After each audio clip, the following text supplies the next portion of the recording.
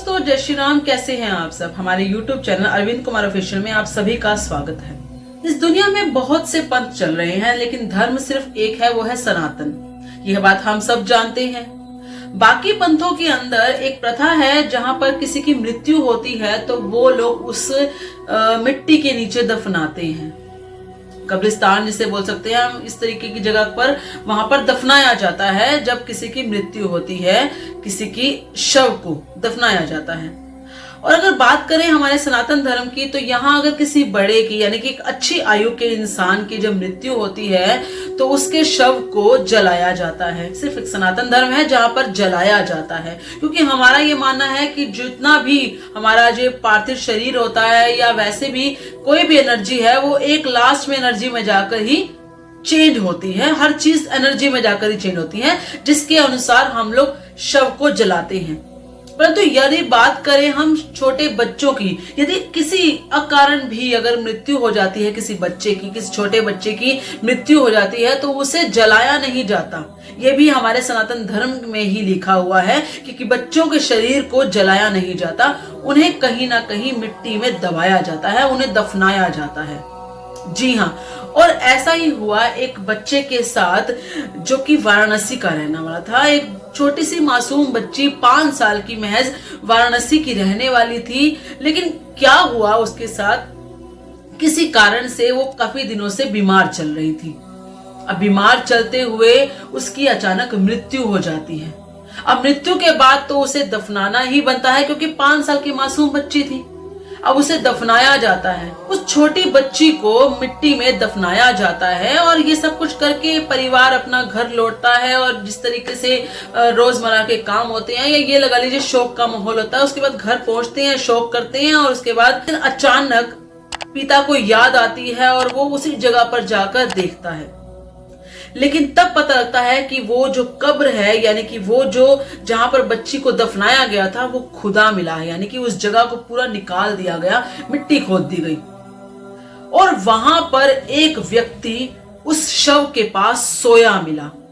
यानी कि कहीं ना कहीं वो व्यक्ति उस शव के साथ कुकर्म कर रहा था। हम जानते हैं शवों के साथ कुकर्म करने का जो एक प्रथा है, वो कौन सी कम्युनिटी के लोगों की है, या उनके धर्म में ऐसे व्यभिचारी लोग, या ये कहें कि ऐसे बुद्धिहीन लोग बहुत इकट्ठे हुए पड़े हैं।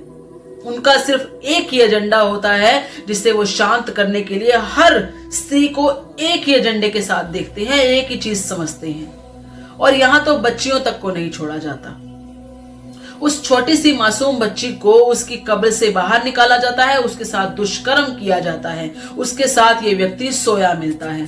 जब पुलिस को ये खबर मिलती है या पुलिस को बताया जाता है, तो उस इंसान के साथ पूरा अच्छे से बर्ताव किया जाता है, जो उसके लायक था। परंतु मानसिकता देखिए ना, इस व्यक्ति का जो नाम है वो है रफीक।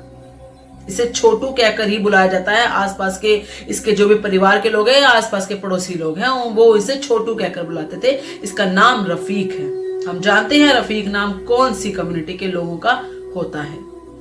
यानी कि आप ये मान सकते हैं कि मैं पूरी कम्युनिटी पे ब्लेम नहीं करूंगी, लेकिन कोई इसे समझाने वाला भी तो नहीं है। कहीं ना कहीं तो ये पढ़ रहे हैं, कहीं ना कहीं तो ये सुन रहे हैं ना कि ये चीजें ऐसे की जा सकती हैं। और क्यों ना, हमने ये चीजें देखी हैं, हमने ये वीडियोस इनके रोज के, मतलब इनके जो पुजारी मौलाना जो भी जिसको बोलते हैं, उन लोगों की रोज की वीडियो वायरल होती हैं। वो दिखाते हैं कि हाँ, कोई बुराई नहीं है, शव के साथ भी दुष्कर्म किया जा सकता है यदि आप उस लेवल तक पहुंच चुके हैं। दिखाते हैं। कैसे रोका जाएगा इन सब चीजों को? ये रोक कब लगेगी, कैसे लगेगी, मैं नहीं जानती, लेकिन रोक लगना आवश्यक है, क्योंकि ये किसी का धर्म भ्रष्ट करने में एक पल भी नहीं गवाते। इन्हें 1 सेकंड लगता है, ये करते हैं। इन्हें इस चीज का शौक है, या ये कहिए कि इनकी तो पुस्तकों में भी ये शायद लिखा हुआ है। इन्हें फर्क नहीं पड़ता, लेकिन दूसरे का धर्म भ्रष्ट कर देते हैं और करना चाहते हैं, इसलिए ये काम करते हैं। पुलिस तो जो काम कर रही है वो करेगी, जो उनका कार्य है, जिस तरीके से वो एक्शंस लेती है वो लेगी। लेकिन कब रुकेगा ये सब कुछ, ये सब ड्रामा? हमें इन चीजों को कैसे रोकना होगा, हमें इस पर विचार करना होगा, क्योंकि ये चीजें बंद नहीं होने वाली। इन्हें ये सिखा दिया गया है, इनकी नस नस में ये चीज भर दी गई है कि ऐसा करना बुरा नहीं है। जब तक ये बुराई नहीं मानेंगे तब तक ये छोड़ेंगे नहीं। इसीलिए इस चीज को चेंज करना बहुत जरूरी है। कब होगा मैं नहीं जानती, लेकिन करना बहुत जरूरी है। खैर, आज के लिए इतना ही। आप सब इस बारे में क्या सोचते हैं, कृपया करके अपने विचार कमेंट में जरूर बताइएगा। इस वीडियो को लाइक और शेयर जरूर कीजिएगा। धन्यवाद। जय श्री राम।